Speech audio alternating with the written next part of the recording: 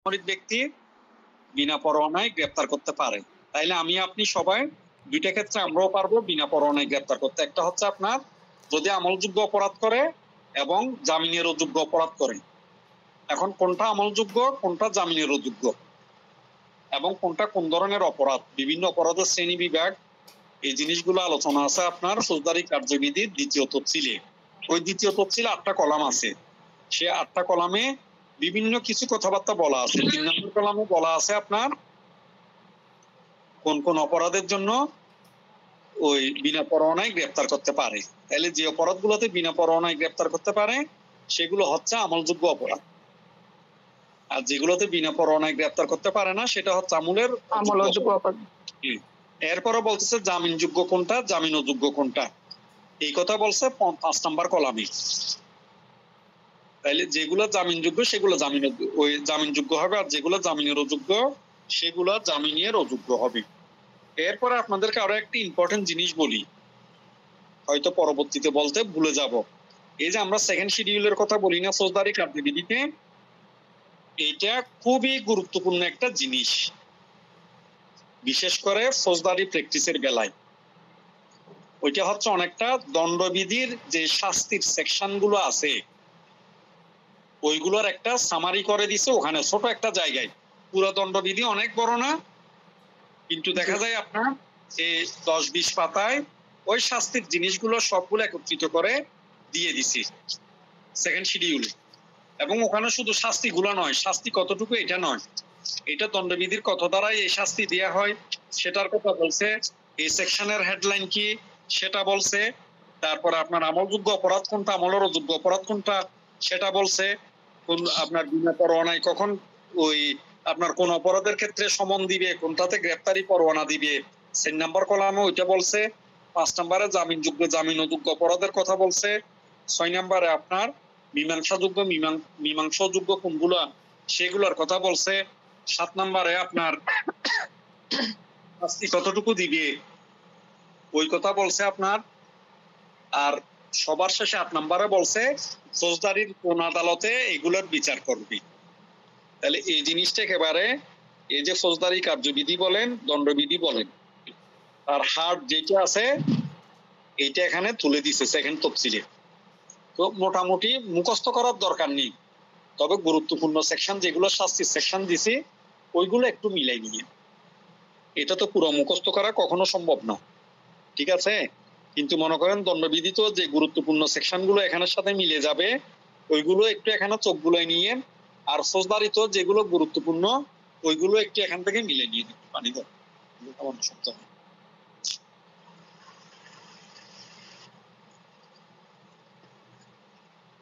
Sir, আমলযোগ্য অপরাধ যেটা বিনা পরোয়ানায় গ্রেপ্তার করা যায় সেটা?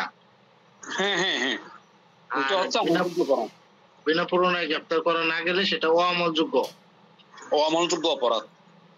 ঠিক আছে।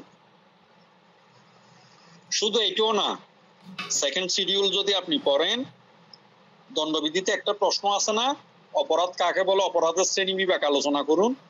গতবার এলএলবি ফাইনাল ওই প্রশ্নটা আসছিল, এটাও আপনার ওই সেকেন্ড শিডিউল পড়লে বোঝা যায়। অপরাধের শ্রেণী বিভাগটা সেকেন্ড শিডিউল পড়লে বোঝা যায়। ফৌজদারি কার্যবিধিতে আমরা 4 নম্বরে যে সংজ্ঞাগুলো পড়ি ওখানেও দেখবেন আমলযোগ্য অপরাধ, জামিনযোগ্য অপরাধ এই কথাবার্তাগুলো আছে। ওখানেও সিম্পল বলছে আপনার সেকেন্ড শিডিউলের ওই 3 নম্বর কলামে যেগুলাকে আমলযোগ্য করছে সেগুলো আমলযোগ্য, যেগুলো আমলের অযোগ্য বলছে ওগুলো আমলের অযোগ্য, ওইটা ওখানেও বলা আছে। তো সে কারণে এই সেকেন্ড শিডিউলটা খুবই গুরুত্বপূর্ণ, এটা মাথায় রাখবেন। গুরুত্বপূর্ণ কোনটা বলছি, সেকেন্ড শিডিউল, এটা খুবই গুরুত্বপূর্ণ। এরপরে বিনা পরোয়ানায় গ্রেপ্তার করছে, গ্রেপ্তার করার পরে ম্যাজিস্ট্রেটে কতক্ষণ সময়ের মধ্যে পুলিশে কতক্ষণ সময়ের মধ্যে ম্যাজিস্ট্রেটের নিকট উপস্থিত করবে? 24 ঘন্টার মধ্যে। কয় ঘন্টা? 24 ঘন্টা। 24 ঘন্টা। এটা কত নম্বর সেকশন? 61। 61। 61 এটা গুরুত্বপূর্ণ। হ্যাঁ, এটা গুরুত্বপূর্ণ, এই 61 নম্বর সেকশন গুরুত্বপূর্ণ। তারপর হচ্ছে 81, যদি পরোয়ানা দিয়ে গ্রেপ্তার করে, যদি পরোয়ানা দিয়ে গ্রেপ্তার করে, তাইলে আপনার কতক্ষণের মধ্যে ম্যাজিস্ট্রেটের কাছে উপস্থিত করবে? অবিলম্বে। অবিলম্বে, ভেরি গুড। আর একটা শব্দ ইউজ করে, এটা কি? অবিলম্বের বিপরীতে আর একটা শব্দ ইউজ করে, অতি বিলম্বে। অনাবশ্যক বিলম্ব ছাড়া।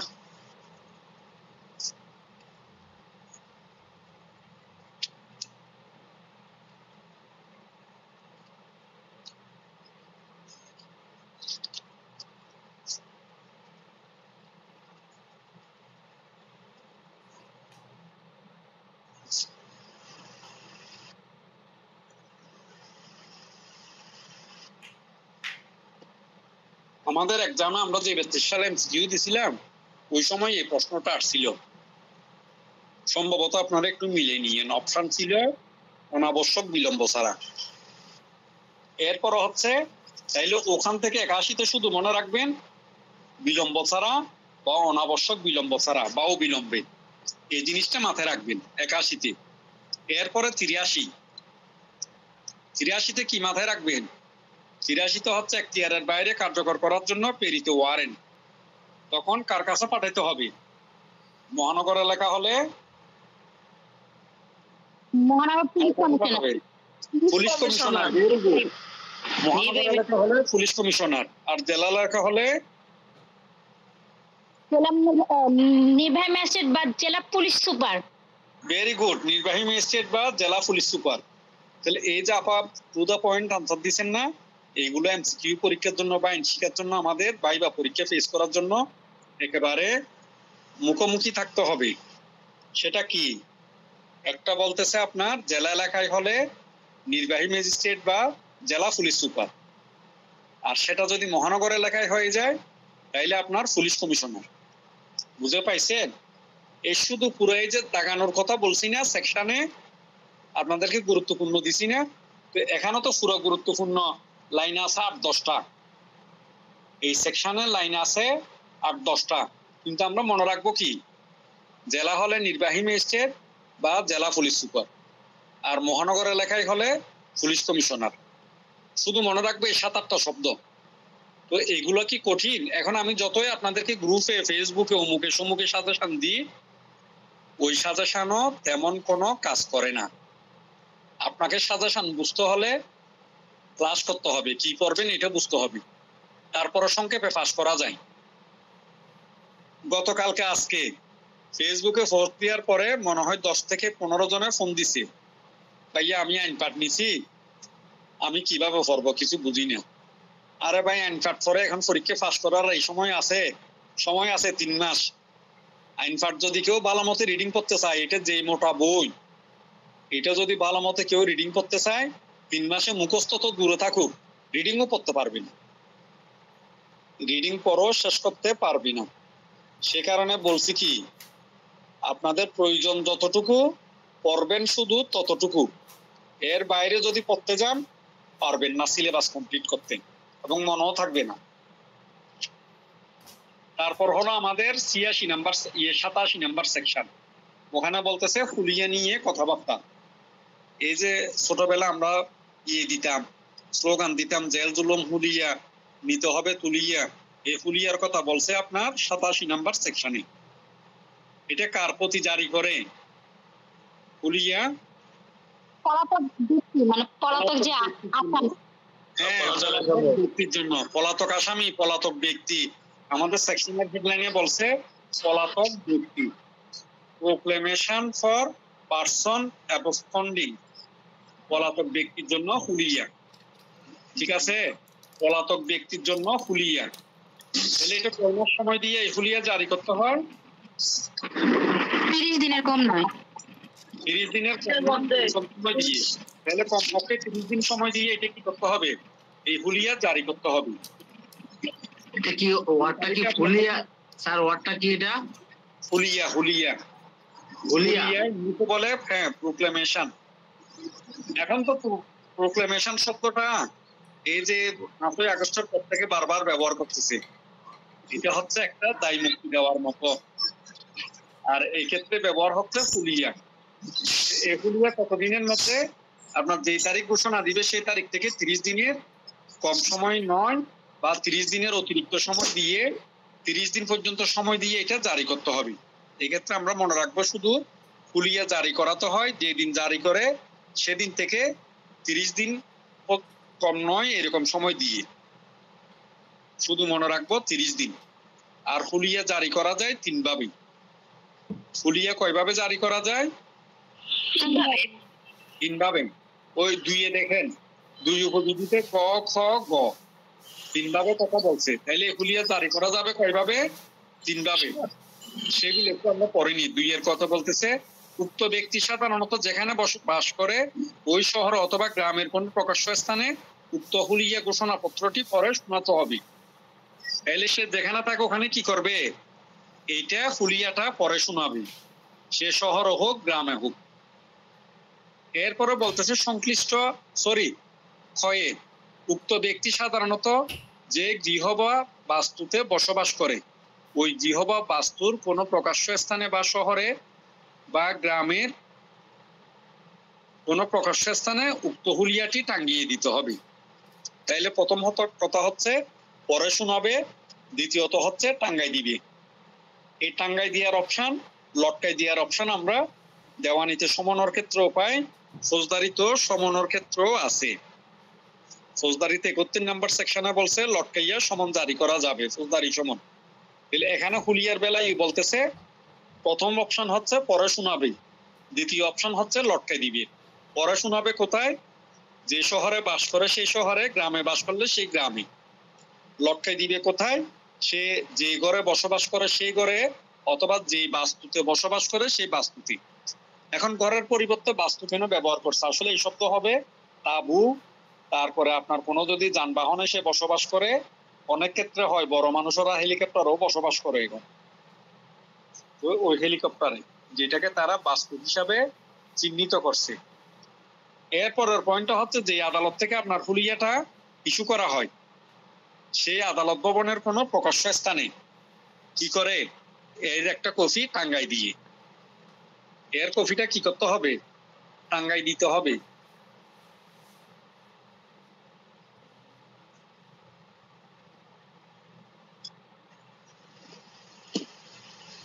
তাইলে হুলিয়া গেল। হুলিয়াতে আমরা পড়বো মোটামুটি 5টা-6টা শব্দ, 30 দিন 3 ভাবে। সে 3 ভাবের মধ্যে হচ্ছে আপনার শহর বা গ্রামে পরে শোনানো, তারপরে গৃহে বা বাস্তুতে টাঙ্গাই লটকাই দেওয়া, এরপরে আদালত ভবনে প্রকাশ্য স্থানে টাঙ্গাই দেওয়া। কঠিন কোনো কিছু না। হ্যাঁ বলেন। এই ধরনের অপরাধীকে জনসাধারণ মানে করে গ্রেফতার করে পুলিশের সুপর্দ করতে পারে না স্যার? এগুলো সিলেবাসের বাইরের কথাবার্তা। আমরা আগে মূল জিনিস যেগুলো আছে এগুলো আলোচনা করেনি। আপনাদের যাদের এই ধরনের কোয়েশ্চেন থাকবে তারা ভাইয়াকে কোয়েশ্চেন করবেন মাগরিবের নামাজের 15 মিনিট পরে। হোয়াটসঅ্যাপে ফোন দিবেন, ফোন দিয়ে এই ধরনের প্রশ্নগুলোর উত্তর জেনে নিবেন, ঠিক আছে? মনে রাখবেন, আমরা যখন আইন পড়ব বিশেষ করে ফাইনালের পড়াশোনা, এমসিকিউর পড়াশোনার জন্য, সেই সময় শুধু ওই সেকশনে মূল কথা যেটা আমাদের পরীক্ষায় আসবে লাগবে, শুধু আমরা ওইটা নিয়ে চিন্তা ভাবনা করব। বাক্য কথা মাথায় যেগুলো আসবে সেগুলো পড়ে। সে চিন্তা কখন? যখন আমরা অ্যাডভোকেট হয়ে যাব, পাস করে ফেলবো, তখন এগুলো মাথায় নিয়ে খেলবো, কাকে কিভাবে ল্যাং মারবো, কোর্টে গিয়ে। ঠিক আছে? এর আগে পরে এগুলো চিন্তা করে তেমন লাভ হয় না। যা হোক, তারপরেও কারো যদি কিছু জানার থাকে মাগরিবের 15-20 মিনিট পরে আমাকে হোয়াটসঅ্যাপে নক দিয়ে আমি বলে দিব। এরপরে হচ্ছে 88। 88তে হচ্ছে পলাতক ব্যক্তির সম্পত্তি ক্রয়, attachment of property of person absconding. পলাতক ব্যক্তি যিনি, তার সম্পত্তি ক্রয় করা। এখানে কিছু সময়ের কথাবার্তা বলছে। প্রথমে মনে রাখবেন এটা কত নাম্বার সেকশনের বিধান? এটা হচ্ছে 87 নাম্বার সেকশনের বিধান। এরপর হচ্ছে এই সম্পত্তির ক্রয়ের আদেশ কে দিতে পারে? এই সম্পত্তির ক্রয়ের আদেশ দিতে পারে আপনার সংশ্লিষ্ট জেলা ম্যাজিস্ট্রেট 88 না সংখ্যা 88 বুঝিনি আপনার কথা। ভাইয়া 87 তো পলাতক ব্যক্তির জন্য ভুলিয়া, এটা তো 88। হ্যাঁ পলাতক ব্যক্তির সম্পত্তি প্রয়োগ করা। আপনি স্পিকার একটু দূর থেকে বলতেছেন, কাছে এসে কথা বললে আর একটু স্পষ্ট বোঝা যেত। যাও আপাতত শুনেন।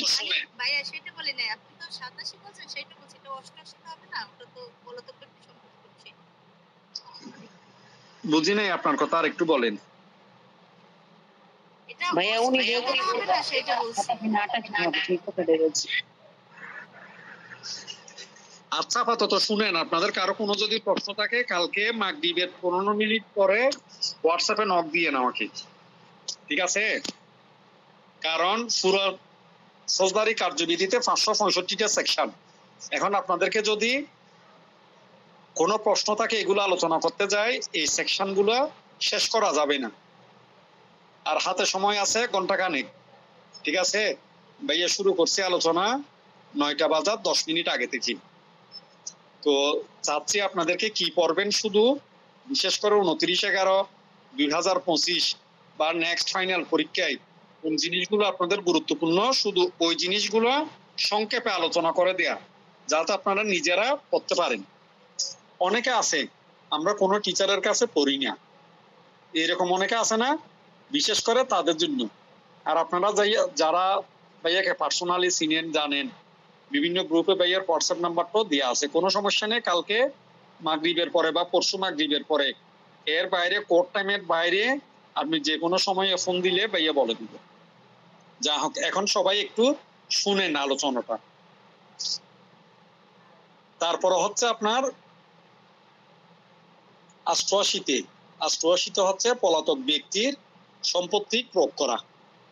এই ক্রয় আদেশ কে দিতে পারেন? জেলা ম্যাজিস্ট্রেট, চিফ জুডিশিয়াল ম্যাজিস্ট্রেট বা চিফ মেট্রোপলিটন ম্যাজিস্ট্রেট। তাহলে এই ক্রয় আদেশ কে করবে? জেলা ম্যাজিস্ট্রেটে করবে, চিফ জুডিশিয়াল ম্যাজিস্ট্রেটে করবে, চিফ মেট্রোপলিটন ম্যাজিস্ট্রেটে করবে। ওনারা তিনজনের যে কোনো একজনে।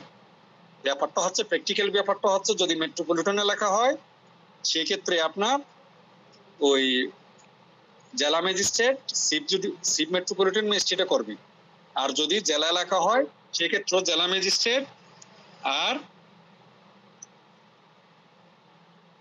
চিফ জুডিশিয়াল ম্যাজিস্ট্রেটে করবে। এরপর হচ্ছে আপনার যে সম্পত্তিগুলো ক্রয় করতে হয় সেটা কিভাবে করে, সে ক্রয় করার পদ্ধতি কি, এটা বলছে 4 ভাবে করে। ক্রয় আপনার কয়ভাবে করে? 4 ভাবে করে। এরপর হচ্ছে এগুলো আপনার সম্পত্তি ক্রয় করলো, দেখা গেল এই সম্পত্তি আইনত ক্রয় করার কথা শুধুমাত্র আপনার। এখন এর পাশাপাশি আমার সম্পত্তি পার্শ্ববর্তী ছিল, সম্পত্তি আমারটাও ক্রয় করে ফেলছে, এরকম হতে পারে না? বা ক্রয় করার কথা আমার বোনের সম্পত্তিও ক্রয় করে ফেলছে, তখন কি হবে? তখন আমাকে 6 মাসের মধ্যে এটা নিয়ে যে আদালত থেকে ক্রয় করা হয়েছে ওখানে আপত্তি জানাতে হবে। এই সময় কতদিন? 6 মাস। এই 6 মাসে বইতে যেখানে লেখা আছে ওখানে দাগ দিন। আমাদের 29 তারিখের পরীক্ষার জন্য গুরুত্বপূর্ণ হচ্ছে এই 6 মাস সময়। এরপরে কারা পারে, এটা কত নাম্বার দ্বারা, 88 নাম্বার দ্বারা, এই জিনিসগুলো হচ্ছে বেশি গুরুত্বপূর্ণ। এরপর আপনি আপত্তি জানাইছেন, আপত্তি জানানোর পরে সেটা কি, সেই আপত্তি মঞ্জুর করে নাই, তখন আপনি কি করবেন?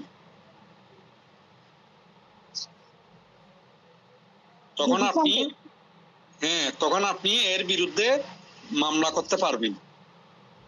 তখন কি করবেন? মামলা করবেন। সেই মামলা কতদিনের মধ্যে? সেই মামলা করতে হয় 1 বছরের মধ্যে। যেদিন আদেশ দিছে আপনারটা অগ্রাহ্য করে তার 1 বছরের মধ্যে মামলা করতে পারবেন। সে 1 বছর কথাটা বলা আছে আপনার 6 উপবিধির ঘয়ে। 6 উপবিধির ঘয়ে বলছে 1 বছরের কথা, ওখানে দাগ দিয়ে রাখেন, ঠিক আছে? তাহলে একটা সময় পাইলাম 6 মাস, আর একটা সময় পাইলাম এখানে 1 বছর।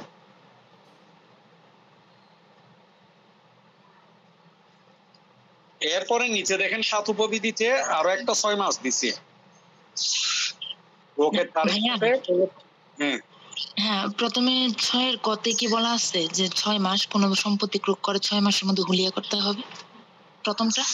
প্রথমে যে 6 মাসটা বললেন। আমি বলি প্রথমে 6 মাস হচ্ছে, আপনি হুম। বইয়ের দিকে তাকাবেন না ভাইয়া, কি বলি শুনেন। প্রথমে 6 মাস হচ্ছে সম্পত্তিটা ছিল ক্রয় করার কথা আপনার, এখন আপনার ভাইয়ের সম্পত্তি ক্রয় করে ফেলছে না, সেই ক্ষেত্রে আপনার ভাইয়ের প্রতিকার কি? আপনার ভাইয়ের প্রতিকার হচ্ছে যে আদালত থেকে ক্রয় করছে সেই আদালতে ওই ক্রয়ের ব্যাপারে 6 মাসের মধ্যে আপত্তি জানানো।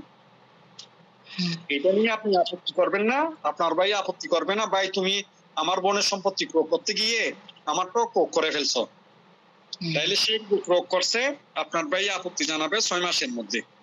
এরপর আপত্তি জানানোর পরে কি করছে, একটা আদেশ দিছে না, সেটা আপনার হয়তো আপনি যে আপত্তি দিচ্ছেন সেটা পুরোটাও গ্রাহ্য করতে পারে, পুরোটাও আংশিকভাবেও গ্রাহ্য করতে পারে।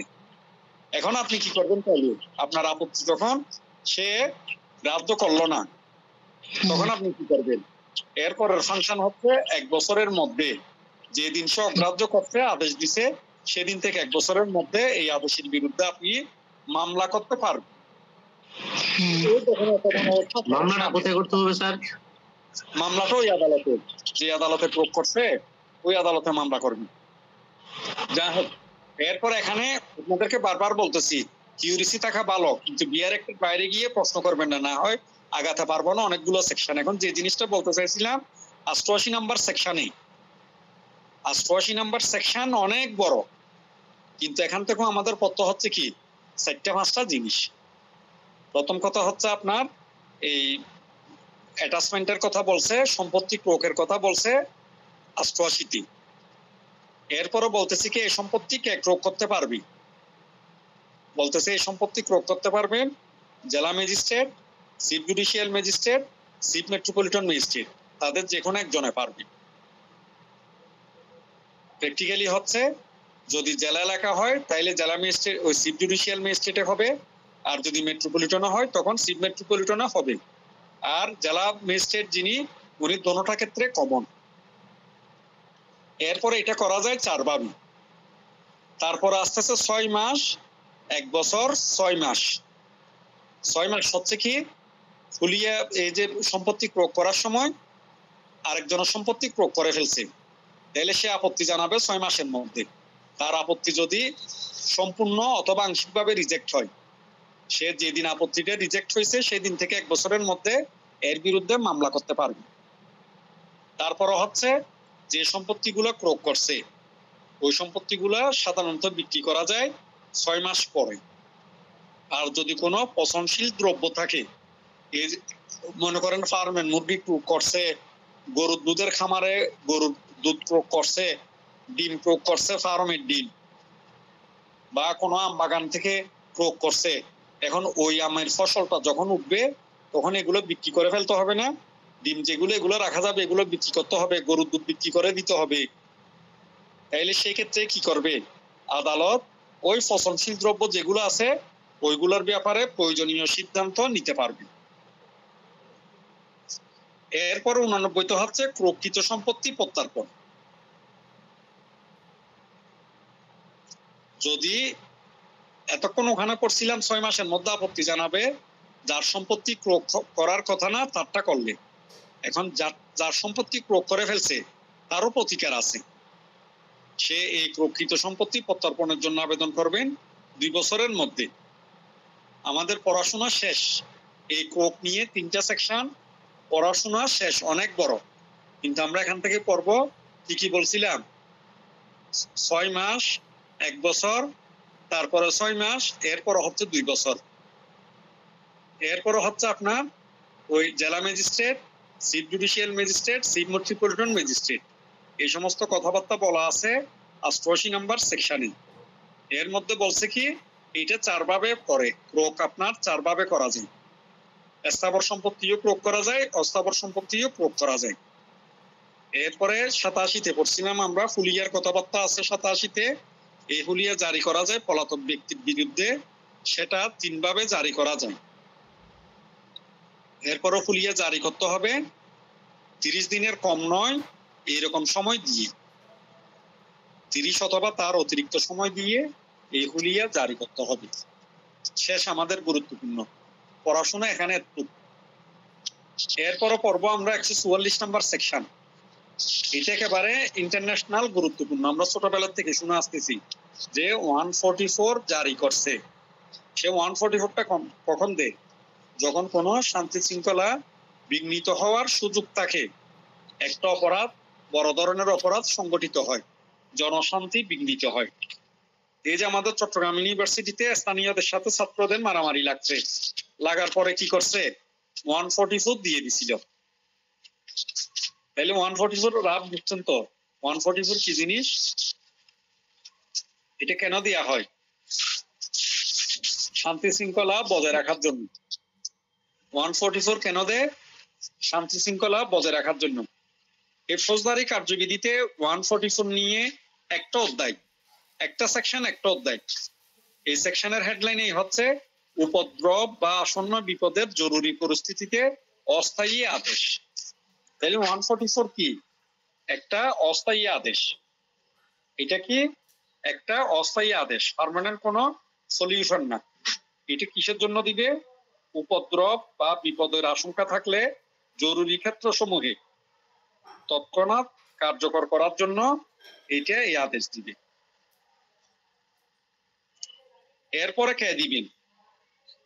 এটা দিবে জেলা ম্যাজিস্ট্রেট বা অন্য কোনো নির্বাহী ম্যাজিস্ট্রেট। এটা কে দিবে? জেলা ম্যাজিস্ট্রেট অথবা অন্য কোনো নির্বাহী ম্যাজিস্ট্রেট। কি কি ক্ষেত্রে দিবেন? ওখানে বলতেছে কোন ব্যক্তির প্রতি প্রতিবন্ধকতা, বিরক্তি বা আঘাত। এরপরে বলতেছে বিরক্তি বা আঘাতের ঝুঁকি, মানুষের জীবন, স্বাস্থ্য বা নিরাপত্তার প্রতি বিপদ, সার্বিক জনগণের প্রশান্তিতে ব্যাঘাত ঘটায় বা কোনো দাঙ্গা হাঙ্গামা প্রতিরোধের সম্ভাবনা আছে বা নিবারণে সহায়তা করবে। তাইলে কি দিবে? 144 দিবি। এরপরে বলতেছে 144 দেওয়ার আগে যদি দুই পক্ষের মধ্যে বিরোধের কারণে এই পরিস্থিতি সৃষ্টি হয়, যদি নোটিশ জারি করার সুযোগ থাকে, তাহলে আগে নোটিশ জারি করবে, তারপরে দিবে।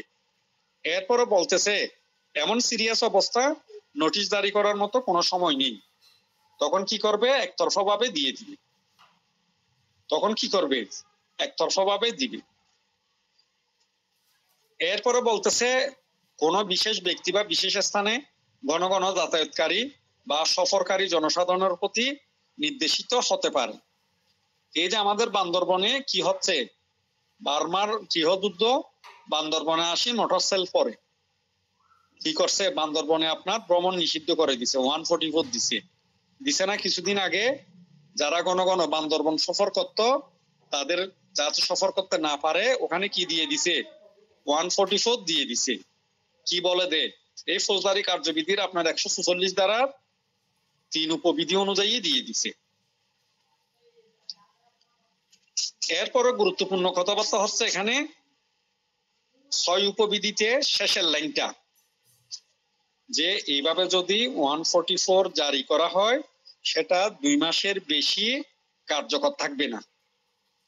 সেটা কতদিন কার্যকর থাকবে? 2 2 মাস। মাস। 2 মাস, এর বেশি কার্যকর থাকবে না। এরপরে বলতেছে এর বেশি যদি কার্যকর রাখতে হয়, তাহলে সরকার কি করবে? গেজেট নোটিফিকেশনের মাধ্যমে সময় বাড়াবে।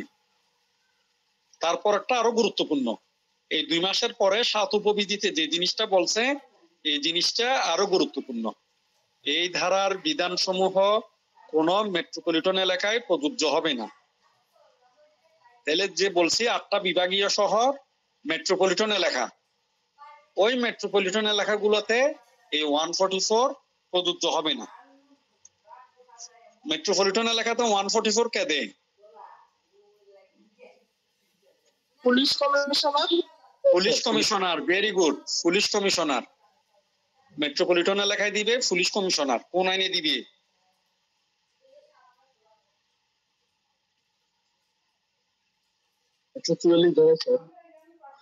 বাংলাদেশ পুলিশ রেগুলেশন যেটা আছে, পিআরবি, ওই আইন অনুযায়ী দিবে। ওইটা পুলিশদের আইন, বুঝতে পাইছেন তো? যা হোক, তাইলে আমরা এই পুরো সেকশন থেকে 144 থেকে বিশেষত কি পড়ব? এটা দিতে পারে জেলা ম্যাজিস্ট্রেট বা নির্বাহী ম্যাজিস্ট্রেট।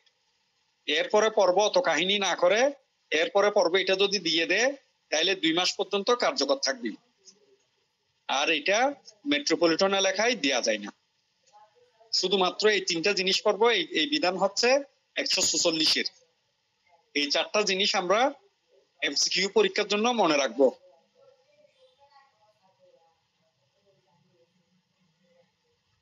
পারবেন? যারা পরীক্ষা দিবেন তারা পারবেন এই 4টা জিনিস মনে রাখতে? জি ভাইয়া পারবেন ইনশাআল্লাহ। জি স্যার পারবেন পারবো। ইনশাআল্লাহ বলতেছেন তো, কিন্তু প্রশ্ন জিজ্ঞাসা করলে তো আপনারা পারেন না ভাই। এক ধরনের আশা হতো আপনাদেরকে এত শর্ট করে পড়াচ্ছি, এত শর্ট জিনিস দিচ্ছি, ওইটাও আপনারা কি করতে পারতেছেন না, প্রেস করতে পারতেছেন না। মূল ব্যাপার হচ্ছে যতটুকু সময় আপনাদের পড়ার কথা ততটুকু সময় পড়তেছেন না।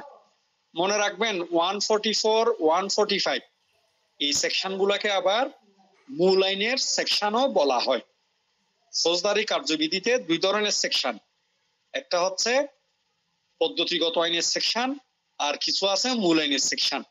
এই 144, 145 এগুলো হলো মূল আইনের সেকশন। 145 এ তো ফৌজদারিতে মামলাও হয়। যখন আপনার ভূমি নিয়ে বিরোধ হবে, জমি জমা নিয়ে যখন 2 পক্ষের মধ্যে বিরোধ হবে, তখন আপনার 145 অনুযায়ী আপনি মামলা করতে পারবেন। এটা হচ্ছে 145 স্থাবর সম্পত্তি বিষয়ক বিরোধ। 145 এর হেডলাইন এই বলতেছে জমি প্রভৃতি সংক্রান্ত বিরোধের ফলে শান্তিভঙ্গ হওয়ার সম্ভাবনা থাকলে সেই ক্ষেত্রে পদ্ধতি। তাহলে এটা কিসের বিরোধ সম্পর্কে বলছে? জমি ভূমি। এই জমি ভূমি এই অপশন দিয়ে বিগত বছরগুলোতে 4 থেকে 5 বার এমসিকিউ পরীক্ষা আসছে। তাহলে এখানে কিসের বিরোধের কথা বলা হচ্ছে এটা একেবারে হেডলাইনে প্রথমেই দিছে, জমি শব্দটা। এরপরও জমি বলতে কি বোঝায় ভিতরে আর একটু দিছে। এই কাজও কে করতে পারে? জেলা ম্যাজিস্ট্রেটে দিবে অথবা সরকার এই উদ্দেশ্য ক্ষমতাবান যে কোনো নির্বাহী ম্যাজিস্ট্রেটে দিবে। তাহলে এটা কে পারবে? জেলা ম্যাজিস্ট্রেট, কোন নির্বাহী ম্যাজিস্ট্রেট। এরপরে বলতেছে এটাতে গুরুত্বপূর্ণ কথা হচ্ছে এই জমি বলতে কি কি বুঝায়। জমি বলতে জমি বুঝাচ্ছে পানি বা এর সীমানা সম্পর্কে বিবাদ শান্তিভঙ্গ করতে পারে, এগুলো সবগুলো বুঝায়। এরপরে বলে আপনার এর নিচে আরো একটু বিস্তারিত বলছে, জমি বা জলাশয়, দালান, বাজার, মাছের খামার, ফসল, জমিতে উৎপন্ন অন্যান্য দ্রব্যাদি এবং ওইরূপ কোন সম্পত্তির খাজানা বা লভ্যাংশকে বুঝাবে। এগুলো রিটেন পরীক্ষার জন্য আরো গুরুত্বপূর্ণ। তারপরে কি করে? এই ধরনের মামলা মোকদ্দমা যখন হবে ম্যাজিস্ট্রেটের নির্দেশে দোনোপক্ষকে সমন দিবে।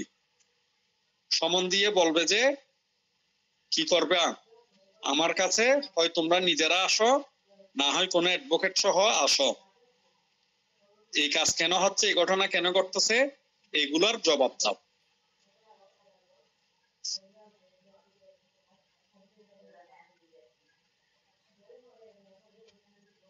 এরপরে আপনার ম্যাজিস্ট্রেটে কি করেন?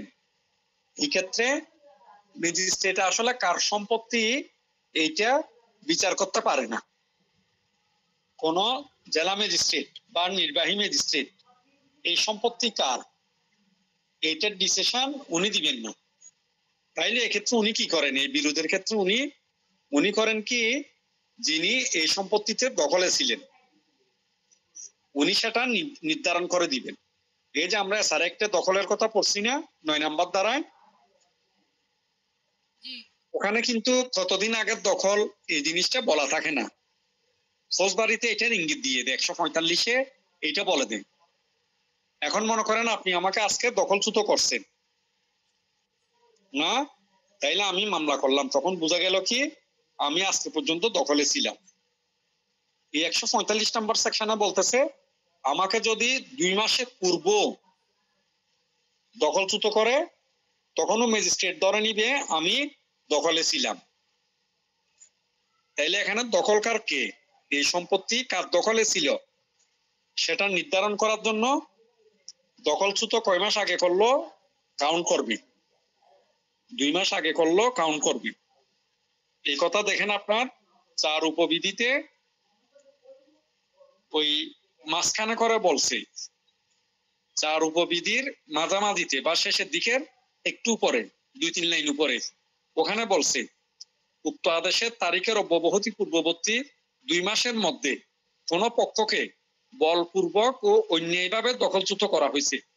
ওখানে যেভাবে বলছে স্যার একটা বেআইনিভাবে অসম্মতিতে, আর এখানে বলতেছে এই যে বেআইনিভাবে অন্যায়ভাবে সেটা আছে, তারপরে বলছে একেবারে বল প্রয়োগ করে বলপূর্বক তাকে কি করছে, দখলচ্যুত করছে। তাইলে সেটা 2 মাস পূর্বে হলে সেটা এখানে বিবেচনা করবে।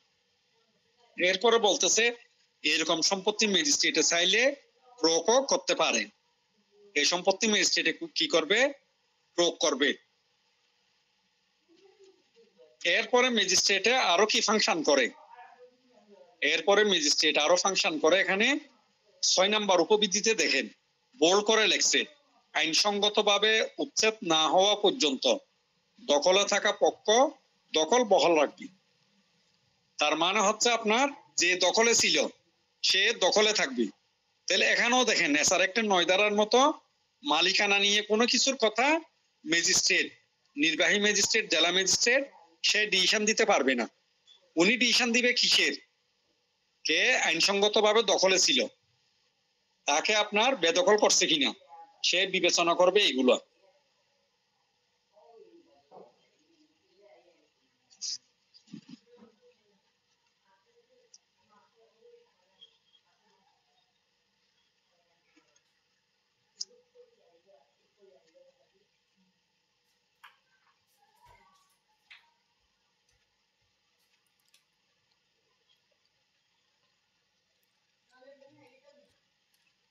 তাইলে আপনাদের পরীক্ষায় রিটেনে আবার 144 ধারা 145 ধারা থেকে প্রশ্ন আসে, এবং এমন প্রশ্ন আসে মাঝে মধ্যে 144 ধারা 145 ধারার পার্থক্যটাও দিয়ে দিই।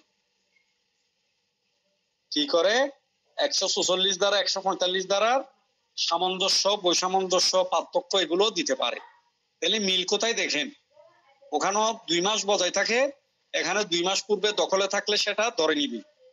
এখানে হচ্ছে ভূমি সংক্রান্ত বিরোধ, পার্থক্য হচ্ছে এটা ভূমি সংক্রান্ত বিরোধের বেলায় 145, আর ওখানে হচ্ছে আপনার শান্তি শৃঙ্খলা বজায় রাখা, জনশান্তি বিঘ্নিত করা এগুলো নিয়ে বিরোধ। ওখানে আপনার মেট্রোপলিটন এলাকায় দেয়া যায় না 144, এখানে আপনার সমগ্র বাংলাদেশে 145 দিতে পারবে। তাহলে মূল জিনিসগুলো বুঝছেন। আমাদের এমসিকিউর জন্য গুরুত্বপূর্ণ হচ্ছে কি, দোনোটাতে জেলা ম্যাজিস্ট্রেট বা নির্বাহী ম্যাজিস্ট্রেট এই ফাংশন করে। এরপরে হচ্ছে আপনার 144-এ 2 মাস পর্যন্ত 144 বজায় থাকবে। তারপর একটা হচ্ছে আপনার মহানগর এলাকায় বা মেট্রোপলিটন এলাকায় এটা 144 কার্যকর করা যায় না, দেয়া যায় না। আর ওখানে হচ্ছে 145-এ হচ্ছে ভূমি সংক্রান্ত বিরোধ, এখানেও ফাংশন করে। এই বিরোধ নিষ্পত্তি করবেন জেলা ম্যাজিস্ট্রেট বা সরকার কর্তৃক ক্ষমতাপ্রাপ্ত নির্বাহী ম্যাজিস্ট্রেট। তারপরে তারা কি করবে, সম্পত্তির মালিকানা নির্ধারণ করে না, সম্পত্তির আইনানুগ দখল কার কাছে ছিল সেটা নির্ধারণ করবে। আইনানুগ দখল নির্ধারণ করতে গিয়ে তারা কাউন্ট করবে যে তারিখে ম্যাজিস্ট্রেটের নজরে আসছে সেই তারিখ থেকে আপনার 2 মাস পূর্বে সে দখলে ছিল কিনা। যদি 2 মাস পূর্বে যে দখলে ছিল তাকেই প্রকৃত দখলকার বিবেচনা করবে। এত বড় বড় সেকশন আপনার শুধুমাত্র 4টা 5টা 10টা কথা পড়লে মনে রাখতে পারলে এমসিকিউতে হয়ে যায়। এইটা খুবই গুরুত্বপূর্ণ এই 2টা সেকশন। আপনারা দেখবেন প্রায় প্রতিবারে এই 2টা সেকশন থেকে এমসিকিউতে প্রশ্ন আসে। এলএলবি ফাইনাল, বার কাউন্সিলের রিটেন, ওখানেও এই প্রশ্নগুলো আসে। তারপর হচ্ছে আমাদের 154 এজাহার এফআইআর নিয়ে কথাবার্তা। 154-এ কি, এজাহার এফআইআর নিয়ে কথাবার্তা। ওখানে কি বলে, এজাহার এফআইআর কি বলে, এটা কি? এজাহারটা হচ্ছে আমলযোগ্য অপরাধের সংবাদ। আমলযোগ্য অপরাধের সংবাদ এটা আপনার যে কোনো ব্যক্তি দিতে পারে। এটা টেলিফোনের মাধ্যমেও দেওয়া যায়, বর্তমানে এটা ডিজিটাল মাধ্যমেও দেওয়া যায়, সামাজিক যোগাযোগের মাধ্যমেও দেওয়া যায়। তাইলে এজাহার লিখিত হতে পারে, এজাহার মৌখিকও হতে পারে। যদি এজাহার মৌখিক ভাবে দেয় তাইলে থানার ভারপ্রাপ্ত কর্মকর্তা এটা লিখে নেওয়ার ব্যবস্থা করবে। লিখিত নেওয়ার পরে এটা যদি গ্রহণ হয় তাইলে সেটা এফআইআর হিসাবে লিপিবদ্ধ করবে। এজাহারে সাইন দিবে সংবাদদাতা, আর এফআইআর এ সাইন দিবে সংবাদদাতা থানার ভারপ্রাপ্ত কর্মকর্তা ওসি স্যারে।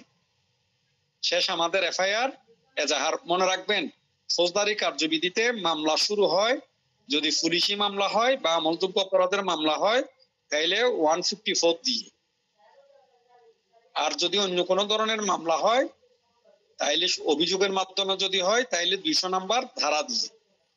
সে কারণে 154 ধারা 200 এই দুইটা সেকশনে যদি পড়েন বা এর সাথে একটু 190 তারপরে 200 পরের সেকশন গুলো যদি পড়েন মোটামুটি এমসিকিউ কোয়েশ্চেন পাওয়া যায় এখান থেকে। এরপরে গতবার বলছিলাম 200 থেকে 205 পর্যন্ত ফাইল পড়লে একটা এমসিকিউ পাবেন। যারা ভালো মতো পড়ছেন ওখানে গুরুত্বপূর্ণ অগুরুত্বপূর্ণ 3টা এমসিকিউ দিছে। একটা হচ্ছে একেবারে গুরুত্বহীন, ওইগুলা কেউ আগে পড়তো না। ওইটা কত নাম্বার সেকশনে ওই প্রশ্ন গতবার দিছে 200 থেকে 205। আসলে ব্যাপারটা হচ্ছে যে জসারারা প্রশ্ন করেন, ওনারা এক জায়গায় যদি গুরুত্বপূর্ণ কিছু ওনাদের চোখে মনে হয় সেগুলো সবগুলো তুলে দিন। সে কারণে পড়ার সময় ওটা একটু খেয়াল রাখবেন, যেটাকে ভাইয়া বলি জোড়ায় জোড়ায় প্রশ্ন করা। দেখবেন প্রত্যেকটা ইয়েতে এই যে 7টা সাবজেক্ট আছে না, 7টা সাবজেক্টে কমপক্ষে কাছাকাছি থেকে প্রশ্ন করে বা এই ধরনের জোড়ায় জোড়ায় প্রশ্ন করে 15-16টা। আর এই প্রশ্নগুলো যদি পারেন তাইলে পরীক্ষায় খারাপ করার মতো তেমন কোনো কিছু নেই। এই জোড়াগুলো একটু বেশি করে পড়বে। এরপর 155তে মনে রাখবেন শুধু হেডলাইনটা, আমলের অযোগ্য অপরাধের সংবাদ। ওই ক্ষেত্রে কি করবে, জিডি এন্ট্রি করবে এবং ম্যাজিস্ট্রেটের অনুমতি ছাড়া পুলিশে তদন্ত করবে না। 154তে এফআইআর দায়েরের পরপরে পুলিশ কি তদন্ত করতে তৎপর হয়ে উঠে। আর 155তে ম্যাজিস্ট্রেটের অনুমতি ছাড়া পুলিশ তদন্ত করবে না। এরপর আমাদের গুরুত্বপূর্ণ 164 কনফেশন, স্বীকারোক্তি কে লিপিবদ্ধ করতে পারে। এখানে দেখেন বলছে লিপিবদ্ধ কে করবে, এইটা 164-এ। তাহলে লিপিবদ্ধ কে করে, কোন ফার্স্ট ক্লাস ম্যাজিস্ট্রেট বা মেট্রোপলিটন ম্যাজিস্ট্রেট অথবা সরকার কর্তৃক বিশেষভাবে ক্ষমতাপ্রাপ্ত ম্যাজিস্ট্রেট। এই 164-এ গুরুত্বপূর্ণ হচ্ছে এই 3টা জিনিস। 164-এ গুরুত্বপূর্ণ কয়টা জিনিস, এই 3টা জিনিস। কে করে, আপনার first class magistrate, metropolitan magistrate বা সরকার কর্তৃক বিশেষভাবে ক্ষমতাপ্রাপ্ত দ্বিতীয় শ্রেণীর ম্যাজিস্ট্রেট। কি দ্বিতীয় শ্রেণী লাগাইছে নাকি লাগাইনি? দ্বিতীয় শ্রেণী স্যার। দ্বিতীয় শ্রেণী লাগাইছে, প্রথমবার বলতে ভুল করে ফেলছিলাম, দ্বিতীয় শ্রেণীর লাগাইছে।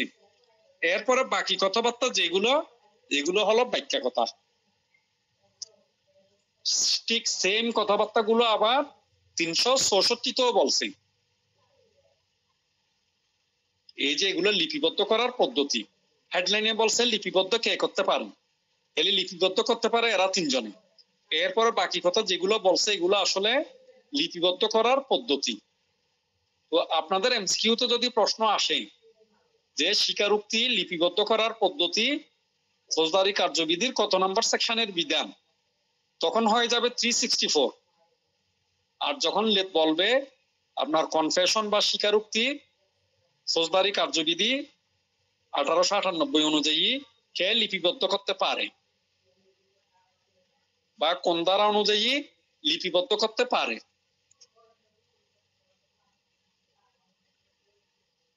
বা এটা লিপিবদ্ধ করার ক্ষমতা কোন ধারায় বর্ণিত আছে, তখন হয়ে যাবে 164।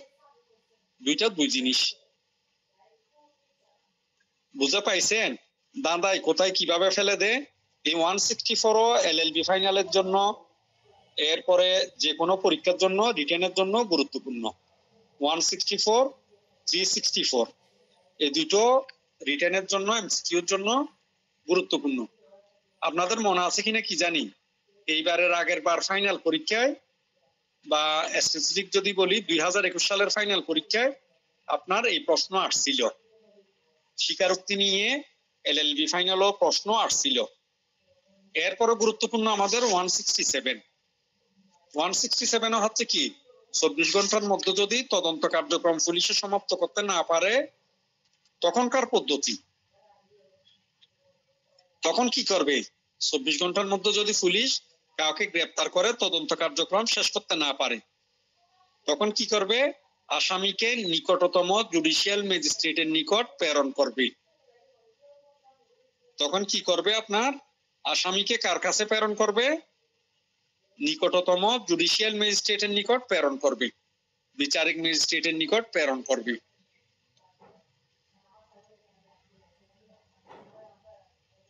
তো বিচারিক ম্যাজিস্ট্রেটের নিকট প্রেরণ করবেন, সেটা কোন ধরনের বিচারিক ম্যাজিস্ট্রেট?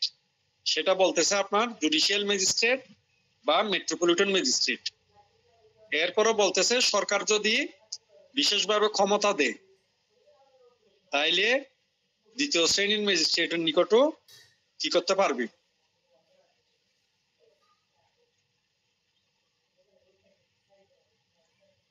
নিতে পারবে। এরপরও বলতেছে কোন তৃতীয় শ্রেণীর ম্যাজিস্ট্রেট এই কাজ করতে পারবে না। এই কাজ কে করতে পারবে না? কোন আসামিকে তৃতীয় শ্রেণীর ম্যাজিস্ট্রেটের নিকট তদন্ত 24 ঘন্টার মধ্যে তদন্ত শেষ করতে না পারলে ওই তৃতীয় শ্রেণীর ম্যাজিস্ট্রেটের নিকট নিয়ে যেতে পারবে না। তার মানে কি? তৃতীয় শ্রেণীর ম্যাজিস্ট্রেট রিমান্ড মঞ্জুর করতে পারে না, পুলিশ হেফাজতে কোন আসামিকে দিতে পারে না, ওনার ওই ক্ষমতা নেই। ওই ক্ষমতা আছে কার কার? Judicial magistrate and metropolitan magistrate বা তাদের উদ্যোগ যেগুলো ওনাদের আছে, তৃতীয় শ্রেণীর ম্যাজিস্ট্রেটে নেই। স্বাভাবিক অবস্থায় দ্বিতীয় শ্রেণীর ম্যাজিস্ট্রেটেরও এই ফাংশন নেই। তবে সরকার যদি কোনো দ্বিতীয় শ্রেণীর ম্যাজিস্ট্রেটকে বিশেষভাবে ক্ষমতা দেয় তাহলে সে পারে, উনি পারবেন। বুঝতে পাইছেন এই কাজকে কে করতে পারে? এরপরে বলতেছে আপনার এইগুলা যদি এই পুলিশ হেফাজতে দেওয়ার কথা যদি মেট্রোপলিটন ম্যাজিস্ট্রেটে করেন বা জুডিশিয়াল ম্যাজিস্ট্রেটে করেন বা দ্বিতীয় শ্রেণীর ম্যাজিস্ট্রেটে করেন তাইলে ওনারা ওনাদের বস যিনি ওনাকে অবহিত করবেন। ক্লাসের শুরুতে তামিন আপা একটা প্রশ্ন করছিলেন, ভাইয়া 17 ক একটু বুঝে দিন। 17 এবং 17 ক বুঝতে হয় এই যে এখন যে আলোচনা এগুলো বোঝার জন্য। কার বস কে?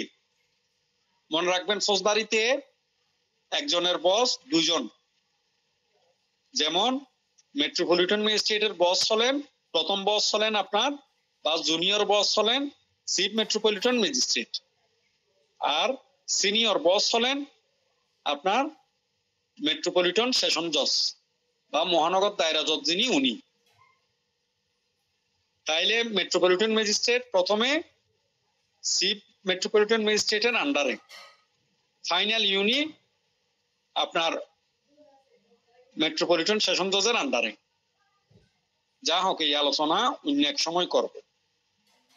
এরপর এখানে গুরুত্বপূর্ণ হচ্ছে সে পুলিশে যদি পুলিশ হেফাজতে চায় কোনো আসামিকে তখন তাকে আবেদনে লিখতে হয় বা পুলিশ রিমান্ডে লিখতে হয় যে আসামি থেকে যে তথ্যগুলো পাওয়া গেছে সেগুলো মোটামুটি ঘটনার তদন্তে সহায়ক হিসাবে বিবেচিত হচ্ছে। তাকে যদি আরো কয়েকদিন বা 15 দিন পুলিশ হেফাজতে রাখা যায় তাহলে কি করতে পারবে? এই ঘটনার তদন্ত সঠিকভাবে পরিচালিত হবে, সঠিকভাবে মোকদ্দমার তদন্তের সাথে তাকে 15 দিন রিমান্ড মঞ্জুর করা হোক। এই যে আপনাদের পরীক্ষায় রিমান্ড মঞ্জুরের জন্য পুলিশে যে আবেদন দেয় সেটা লিখার কথা বললো, মোসাবিতে করার কথা বললো, তাহলে ওখানে কাজ হবে কি? ওখানে কি গ্রাউন্ড দেখাবেন?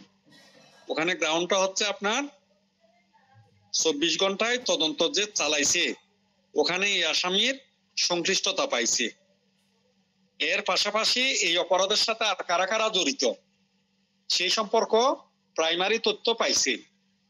আরো তথ্য উদ্ঘাটনের জন্য, আরো তথ্য বের করার জন্য এই আসামিকে কি করতে হবে? পুলিশ হেফাজতে নিয়ে যাওয়া প্রয়োজন। তার জন্য পুলিশে রিমান্ড চাচ্ছে, এটা আপনাকে লিখতে হবে। এরপর হচ্ছে আপনার যদি সে রিমান্ড চায় তাহলে কি করতে পারবেন? পুলিশ আপনার এই ম্যাজিস্ট্রেটে 15 দিন পর্যন্ত তাকে পুলিশ হেফাজতে দিয়ে দিতে পারবে। সর্বোচ্চ 15 দিন পর্যন্ত পুলিশ হেফাজতে দিয়ে দিতে পারবে। এটা কোন দিকে লেখছে? 15 দিন পর্যন্ত যে পুলিশ হেফাজতে দিতে পারে। 2 নাম্বার আছে। জি 702 নাম্বার ক্যাপশন আছে স্যার। 2 number, very good. উপবিধি 2 ভাইয়া তো মুখস্থ থেকে বলছিলাম উপবিধি 2 ওই জিনিসটা হচ্ছে এখানে বেশি গুরুত্বপূর্ণ। ওখানে কি লেখে দেখেন, মামলার বিচার করার অধিক্ষেত্রে থাক বা না থাক তিনি তার বিবেচনা মতো আসামিকে উক্ত রূপ হেফাজতে আটক রাখার জন্য বিভিন্ন সময়ে কর্তৃত্ব প্রদান করবেন। তবে এরূপ আটকের মেয়াদ সর্বমোট 15 দিনের অধিক হবে না। মনে রাখবেন এখানে পুলিশ হেফাজতে আটকের কথা বলছে, রিমান্ডের কথা সরাসরি বলে না। রিমান্ডের কথা সরাসরি বলছে আপনার এই রিমান্ড শব্দটা ব্যবহার করছে বা উচ্চারণ করছে 300 কত নাম্বার সেকশনে 44 নাকি 45? 345 এই রিমান্ড শব্দ উচ্চারণ করছে আপনার 344। 44 45 তো যে আপোষ মীমাংসা, হ্যাঁ 45 আপোষ মীমাংসা। তাহলে রিমান্ড শব্দের উচ্চারণ করছে কোথায়? আপনার রিমান্ডের কথা কোথায় বলছে? 344। আর ওইটা বলছে আপনার পুলিশ হেফাজতে আটক রাখা 15 দিন। মৌলিক কোনো পার্থক্য নেই, কাজ একই, কিন্তু ভাষাগত পার্থক্য আছে। এরপর 167 পরে আপনাদের জন্য বেশি গুরুত্বপূর্ণ পুলিশ ডায়েরি আর নিয়ে কথাবার্তা। ওই 173, 172 আর 173, 174 এই 3টা সেকশন গুরুত্বপূর্ণ। 172 হচ্ছে আপনার পুলিশ ডায়েরি নিয়ে কথাবার্তা। পুলিশ আপনার একটা অকারেন্সের কথা যখন জানে বা 154 ধারায় যখন মামলা হবে তখন সেগুলোর কি করবে? প্রতিদিন তদন্ত করবে। প্রতিদিন কোথায় গেছে না গেছে, কি খাইছে না খাইছে, কার থেকে কত টাকা নিছে তদন্ত করার সময় এগুলো লিপিবদ্ধ করবে। ঠিক আছে? আমাদের দেশে পুলিশি তদন্তের কাজ কি? আমাদের দেশে পুলিশি তদন্তের কাজ হচ্ছে 2 পক্ষ থেকে টাকা নেওয়া, এরপরে ইচ্ছাকৃতভাবে ভুলভাল একটা রিপোর্ট দেওয়া, এবং এইগুলো এখনো জবাবদিহির কোনো বিধি ব্যবস্থা নেই। সেজন্য আমাদের সরকারের বিচার ব্যবস্থা নিছক খেলনা ছাড়া আর তেমন কোনো কিছু না। তার যেরকম ইচ্ছা সেরকম করে, বিশেষ করে পুলিশি।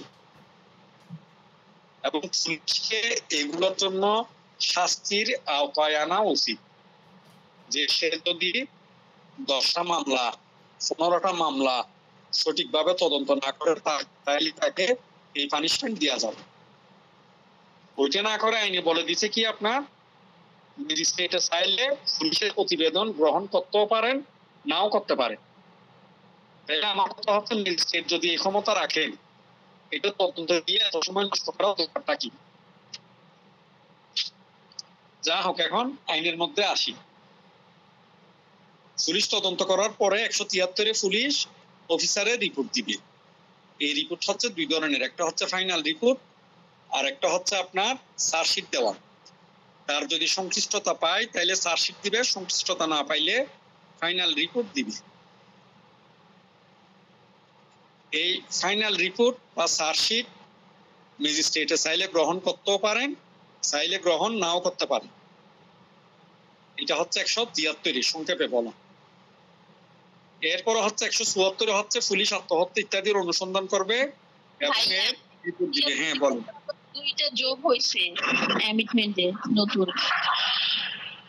কি পুলিশের রিপোর্ট নিয়ে হ্যাঁ ওই যে 173-এর এ আর 173 বি এই দুইটা এবার যোগ হয়েছে ভাইয়া অন্তর্বর্তীকালীন তদন্ত। এইবার যে জিনিসগুলো যোগ হয়েছে ওখানে তো বলে দিছিলাম ওই ইয়েগুলো আপনার 5 লাখ 3 লাখ 2 লাখ এই টাকার অঙ্কটা গুরুত্বপূর্ণ। এগুলো একটু পরে দেখবো ভাইয়া, নিজে বিনা আপা মনে হয় ভাইয়াকে ছবি দিচ্ছি অ্যামেন্ডমেন্টের, ভাইয়ার একটা ফেসবুকে শেয়ার করা আছে জিনিসটা। তো সবকিছু একটু পরে দেখে ওখান থেকে কি কি করবেন সেটা ফাইনালি ভাইয়া বলে দিব। এরপরে এখন এক্সিস্টিং যেগুলো আছে যেগুলো বেশি গুরুত্বপূর্ণ ওইগুলো একটু আলোচনা করে দিই। মনে রাখবেন ফৌজদারিতে অনেকগুলো সেকশন পড়তে হয়, তবে অনেকগুলো সেকশনে প্রতিটা সেকশনে এই যে সর্বোচ্চ 5টা 6টা শব্দ পড়লে জানলে এমসিকিউ পাস করা যায়। সেকশন বেশি পড়া বেশি নেই। তো সেই সুবাদে আপনার 174 পড়বেন, 176 পড়বেন বেশি গুরুত্ব দিয়ে, তারপরে পড়বেন 190,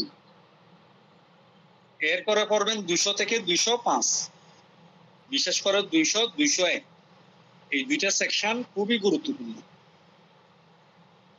তারপরে পড়বেন 221 222 গুরুত্ব দিয়ে, এরপরে 241-এর এ থেকে 250, তারপরে 260, এরপরে 262, 241-এর এ থেকে 250 ম্যাজিস্ট্রেটের বিচার পদ্ধতি, ম্যাজিস্ট্রেটরা কোন পদ্ধতিতে বিচার করে এই কথা মূলত বলা আছে আপনার 241-এর এ থেকে 245।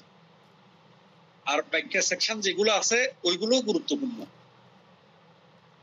এরপরে দায়রা জজরা কিভাবে বিচার করেন ওই কথা বলা আছে 265 এ থেকে একেবারে ইয়ে পর্যন্ত এল পর্যন্ত, ওই জিনিসগুলো ভালো মতো পড়বেন। তারপরে 260 262 সংক্ষিপ্ত বিচার পদ্ধতি, এই সংক্ষিপ্ত বিচার পদ্ধতি। তারপরে আপনার 144 145 এগুলো আমাদের সময় এলএলবি ফাইনাল পরীক্ষায় আসছিল 2019 সালে। এই জিনিসগুলো আসলে সব পরীক্ষার জন্য গুরুত্বপূর্ণ। তারপরে পড়বেন 339-এর বি, 339-এর সি। আপনারা যারা গতবার করছিলেন মনে আছে কিনা কি জানি, আপনাদেরকে 4টা সময়ের কথা বলছিলাম, 90 দিন, 180 দিন, 360 দিন। এরপরে বলছিলাম 90 কার্য দিবস। এই জিনিসগুলো বিভিন্ন সময় ফাংশন করে। দায়রা জজে বিচার করবে 360 দিনের মধ্যে। এরপরে আপনার ইয়ে করবে জুডিশিয়াল ম্যাজিস্ট্রেটরা বিচার সম্পন্ন করবে 180 দিনের মধ্যে। আর আপিল রিভিশন শেষ করবে 90 কার্য দিবসের মধ্যে। আপনারা উল্টে দেখিয়েন, ওখান থেকে একটা এমসিকিউ আসছিল। পড়ানোর সময় বলছিলাম এই 4টা জিনিস থেকে একটা এমসিকিউ আসবে। এই 3টা শব্দ 90 দিন, 90 কার্য দিবস, 180 দিন, 360 দিন। তারপর আপনার 339-এর বিতে আছে আসামির অনুপস্থিতিতে বিচার, এটাও গুরুত্বপূর্ণ। 339-এর বি নাম্বার সেকশন আসামির অনুপস্থিতিতে বিচার। তারপরে 340 342, 340 342 এই দুইটা সেকশনও গুরুত্বপূর্ণ। এরপরে 344 345 এই জিনিসগুলো গুরুত্বপূর্ণ। তারপরে বাকি কথা যেগুলো আছে 364 কথা তো আগে বলছি। 364 পরে তেমন গুরুত্বপূর্ণ সেকশন এদিকে 300-তে আর তেমন নেই, শুধু 376 382 এই দুইটা সেকশন একটু মনোযোগ দিয়ে পড়বে। 382-তে হচ্ছে গর্ভবতী স্ত্রীলোককে সাধারণত মৃত্যুদণ্ড দেয়া যায় না। মৃত্যুদণ্ড দণ্ডিত হলো গর্ভবতী স্ত্রীলোককে এই মৃত্যুদণ্ড কার্যকর করা যায় না। আর 376-এ হচ্ছে আপনার ডেথ রেফারেন্স। হাইকোর্টে যদি এটা বজায় রাখে তাইলে হবে দায়রা জজদের এই মৃত্যুদণ্ড, আর যদি বজায় না রাখে তাইলে সেটা কার্যকর হবে না। দায়রা জজ, অতিরিক্ত দায়রা জজ মৃত্যুদণ্ড প্রদান করলে এই নথি হাইকোর্টের অনুমোদনের জন্য পাঠানো হয়। হাইকোর্ট অনুমোদন দিলে 376 ধারা অনুযায়ী কার্যকর হবে, অনুমোদন না দিলে কার্যকর হবে না। এরপরে 401 থেকে একেবারে 442 এ পর্যন্ত যেগুলো দাগাই দিছি ওই সেকশন গুলো বেশি গুরুত্বপূর্ণ। ওখানে আপনার এই যে আমরা দণ্ডবিধিতে যে কথাবার্তাগুলো পড়ি, মৃত্যুদণ্ড হ্রাস করা, যাবজ্জীবন হ্রাস করা, এই কথাবার্তাগুলো 401 402 বলছে, আর 403 বলছে রেড জুডিকাটার নীতি যেটা আছে দেওয়ানিতে ওইটা, ডাবল জিওপার্ডি যেটাকে বলে ওইটা আপনার। এসআর একটা হলো 29 ধারা, সাক্ষ্য আইনে হচ্ছে আপনার 40 ধারা। তাইলে বেসিক্যালি আমাদের 11, এরপরে এসআর একটার 29, সাক্ষ্য আইনে 40 আর ফৌজদারি কার্যবিধি 403 ধারা পড়লে ইনশাল্লাহ আমরা একটা এমসিকিউ ওখান থেকেও পাবো। আর ভাগ্য ভালো থাকলে 2টা 3টাও পেতে পারেন। এটা দেওয়ার মালিক হচ্ছে আল্লাহ, আপনাদের কাজ হলো পড়া। এরপরে 403 এর পরে আপিল নিয়ে কথাবার্তা। মনে রাখবেন আপিল থেকেও 2টা এমসিকিউ আসে। এরপরের পার্ট যেগুলো বলছি 439, 439 এর এ, এগুলো হচ্ছে রিভিশন নিয়ে কথাবার্তা। এই 2টা সেকশনও স্পেশালি গুরুত্বপূর্ণ। এরপরে ফৌজদারি কার্যবিধিতে তেমন গুরুত্বপূর্ণ সেকশন আর বেশি গুরুত্বপূর্ণ সেকশন নেই। আর বেশি গুরুত্বপূর্ণ সেকশন যেটা, এটার থেকে গতবার এমসিকিউ চলেই আসছে। এরপরে একেবারে বেশি গুরুত্বপূর্ণ সেকশন আছে 561 এ, হাইকোর্টের অন্তর্নিহিত ক্ষমতা নিয়ে, ওইটা বেশি গুরুত্বপূর্ণ। এরপরে যদি আর একটু কম গুরুত্বপূর্ণ সেকশন হয় তাইলে 526 এর বি, 528, ওখানে বলছে আপনার মামলা স্থানান্তর নিয়ে কথাবার্তা। আমরা যে দেওয়ানিতে মামলা স্থানান্তর কত নাম্বার সেকশনে পড়ছি?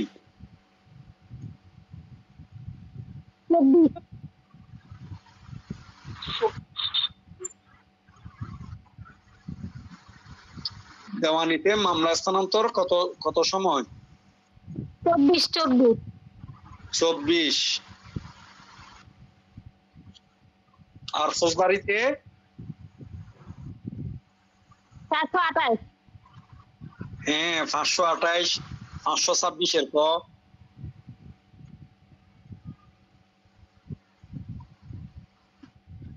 এগুলো হচ্ছে আপনার মামলা স্থানান্তর। তাহলে বেসিক্যালি বুঝছেন পড়াশোনা কি করতে হবে আমাদের, কোন কোন জিনিসগুলো করতে হবে। ফৌজদারিতে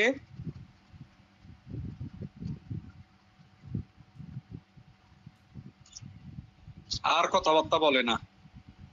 জি ভাইয়া। আলহামদুলিল্লাহ, বুঝতে পারলে হলো। এই গত 2 দিনে আপনাদের মোটামুটি 6টা ক্লাস নিছি। এই 6টা ক্লাসে বেসিক্যালি দেওয়ানি কার্যবিধিটা আলোচনা হয়নি। এইরকম সামারি করে দেওয়ানি কার্যবিধিটা আলোচনা হয়নি। ইনশাল্লাহ আগামী শুক্রবারে এই সময়ে দেওয়ানি কার্যবিধিটা আলোচনা করে দিব। দেওয়ানিটাও বড় এবং ফৌজদারির চাইতেও বড়, সে কারণে আপনারা একেবারে খাবার দাবার খেয়ে শক্তি হয়ে বসবেন, শক্তি নিয়ে। 9টা থেকে 11টা, 11:30 পর্যন্ত দেওয়ানিটা সামারি করে দিব। ঠিক আছে, তাইলে আজকে এতটুকুতে থাকুক। আলহামদুলিল্লাহ, সবাই দোয়া করিয়েন। কারো কোনো প্রশ্ন থাকলে করেন, না হয় বিদায় নি। কালকের ক্লাস কখন স্যার? এটা ভাইয়া দেখে রুটিনটা দেখে বলে দিব কালকের ক্লাস কখন। রুটিনে তো স্যার 5:30 লেখা। ক্লাস করতে পারি না আর কি, কি পাওয়া যাবে আপনার?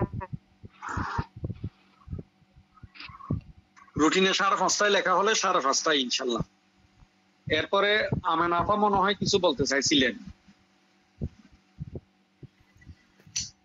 বা অন্য কেউ কিছু বলতে চাইছিলেন মনে হয়। করতে পারি না।